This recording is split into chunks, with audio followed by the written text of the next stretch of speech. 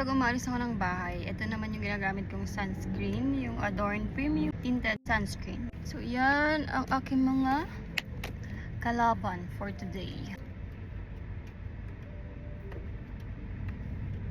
Alam niyo kung anong gusto ko dito sa sunscreen na to.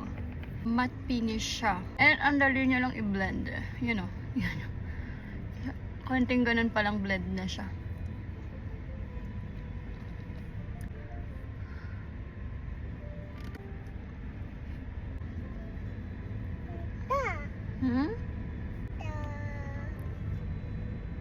Dagdag tayo dito sa may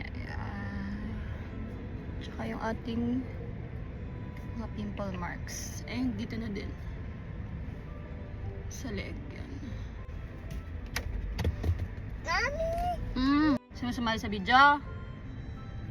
Mami! Yet! And this...